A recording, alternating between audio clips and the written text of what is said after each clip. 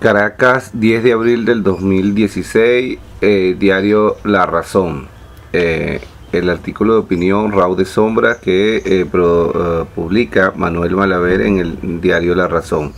El título de hoy: el día que el general Padrino López se soltó el moño. Una bofetada al país de un grupo de primates de última generación, no con currículos sino con prontuarios. Fue el miércoles pasado y en un desconcertante evento donde la cúpula militar protochavista se reunió en Fuerte Tiuna a discutir la recién aprobada en la Asamblea Nacional Ley de Amnistía y Reconciliación Nacional.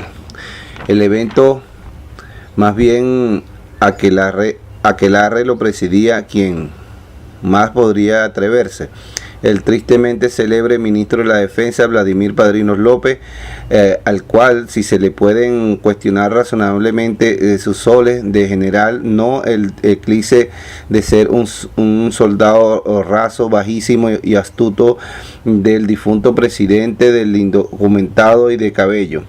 pero jamás sin descuidar la retaguardia, pues el característico de este tipo de espécimen no hundirse en el pantano, sino después de asegurarse que lo cubrirá para siempre. Por eso, luego de figurar en la lista de los comprometidos en la intentona golpista del 4 de febrero del 92, no se alistó en ninguna de sus operaciones, y lo mismo de otros conspiradores desarticulados.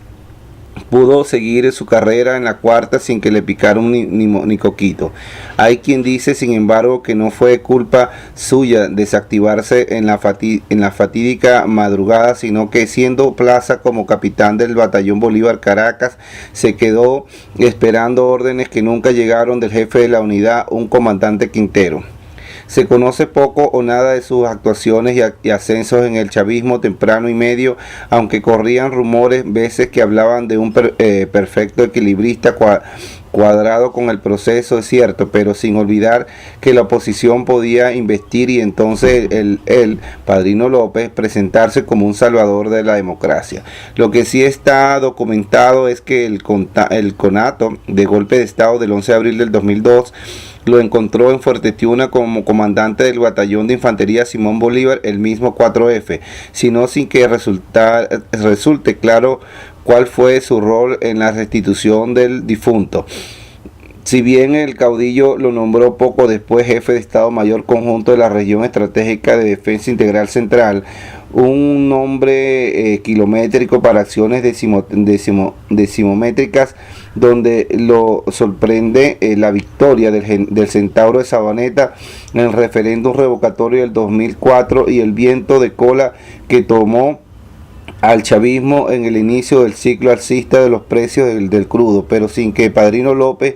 que rueda de cuartel en cuartel con la extensa geometría nacional, se distinga de otras hazañas que no sean las de un oficial mediocre que espera que en los rincones del Pepite Historie que un alma piadosa lo recoja y reconozca. Pero el difunto no lo quería, aún más lo despreciaba, y lo demostró cuando en el momento de más arrebato de la militarización lo mantuvo siempre a distancia y en cargos menores, infinitamente menores. Días turbios y sin esperanza del desangelado oficial, aunque sigue los ascensos normales como un general del proceso que en el 2010 es ascendido a general de brigada, en el 2012 es mayor general, y el mismo difunto recibe ese mismo año el nombramiento del primer comandante operacional del ejército. Continúa arrimándose, sin embargo, quizás más de lo que merecía, y un aviso de que lo esperaba un retiro menos que honroso debió llegarse la noche en que el difunto 8 de diciembre del 2012, en su despedida de Venezuela y de la vida, nombró ministro de la Defensa al almirante Diego Molero, una nulidad de peor catadura que Padrino, determinando de paso determinando de paso que se llevaba a la tumba al generalísimo del ejército que como tenientes y coroneles habían sido clave en el 4F y en todo el curso de su consolidación en el poder, y aspiraba con toda justicia a ser sus herederos. Quiere decir que una última carta del ya desesperado general no surge sino cuando el indocumentado asciende al poder después de un fraude pulveriza el poco capital político que heredó del difunto, y para sobrevivir construye los puentes entre el difunto, el chavezato y el ejército y Miguel Rodríguez Torres. Desde el Ministerio del Interior y Justicia inicia el pacto de sangre entre los militares del 4F y el resto del civilismo chavista, que se convierte en amanuense de la peor dictadura militar de cuantas ha sufrido el país. Pero el indocumentado no encuentra tregua de parte de la ciudadanía, que irrumpe en una protesta popular a mediados del 2014. Las calles se tiñen de sangre y llenan de muertos al socialismo, y el socialismo muestra su peor rostro cuando el colapso de la economía y la quiebra del modelo anuncian que llegaron los días de las colas, el hambre, la hiperinflación y las pestes que por falta de medicina y servicios. Padrino López ve su oportunidad y la aprovecha, sobre todo después de la caída de Rodríguez Torres en octubre del 2014 y el encargo que recibe del indocumentado de ser orador de orden en la sesión de la Asamblea Nacional el 5 de julio del 2014. Aquí va con todo, pero no en la onda de atribuirse hazañas que no tiene, sino de presentarse como chavista de tomo y lomo, defensor de la alianza cívico-militar revolucionaria y socialista, y de zambullirse en un reguero de conceptos vacuos y disparatados en los que queda claro que su vocación es la de sobrevivir y rectar. El indocumentado agradece el gesto y lo nombra ministro de la Defensa el 24 de octubre del 2014, en sustitución del almirante Carmen Meléndez. La ratifica en su cargo anterior de comandante estratégico operacional de la Fuerza Armada Nacional Bolivariana,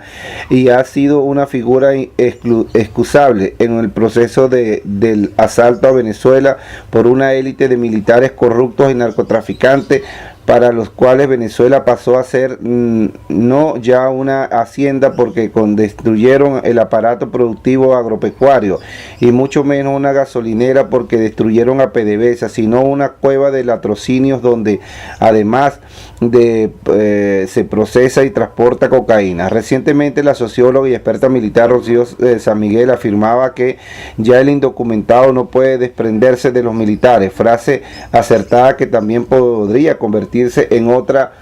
tan o más acertada. Ya los militares no pueden desprenderse del indocumentado. Como fórmula militar civilista que explicaría por qué la violencia, la inconstitucionalidad y las violaciones de los derechos humanos pasan a ser las armas de una unión que rueda por la historia como un buque fantasma sin destino, puerto, tripulación ni timonel confiables. En el mismo sentido se pronunciaba el miércoles en el Nacional el politólogo Aníbal Romero, con el brillante artículo Venezuela, socialismo y militares. Ciertamente el indocumentado y el PSV, que es su partido de gobierno, necesitan a los militares, pero en la actual coyuntura internacional los militares necesitan al indocumentado y a las instituciones civiles del régimen como el CNE y el TCJ, o sea, el Consejo Nacional Electoral y el Tribunal Supremo de Justicia, para sostener la ficción constitucional que existe en nuestro país. Pero claro, sin descartar, añado yo, que si, dice el escritor Manuel Malaver, que si hace falta tocar a rebato, sacarlo a los tanques a la calle para amenazar a la Mesa de la Unidad Democrática y a la Asamblea Nacional y a casi todos los 8 millones de venezolanos que votaron contra el narcosocialismo el 6 de diciembre, allí están Padrino López y sus chafarotes echando músculos y diciendo que se inmolarán por los Rafael Ramírez, los Diego Salazar, los Rincón, los Chicos Dergo y los Corrullo, los narcosobrinos, los Pranes y todas las lacras de corruptos y narcotraficantes que ha saqueado a Venezuela implacable y despiadadamente. Y eso fue exactamente lo que ocurrió el miércoles pasado, cuando Padrino López se soltó el moño encabezando una reunión de militarejos de su misma calaña para atacar la ley de amnistía y reconciliación nacional, alegando que se trataba de una herramienta de la Asamblea Nacional para desestabilizar el país y poner en peligro la democracia. Desde luego que fue una nueva bofetada al país. Un grupo de primates de última generación, no con currículo, sino con prontuario, y en su mayoría buscados por tribunales internacionales por violaciones de los derechos humanos, narcotráfico y corrupción, y decididos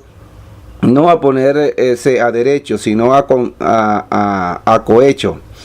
Y para ello nada más apropiado que cuadrarse con malhechores de la clase del indocumentado,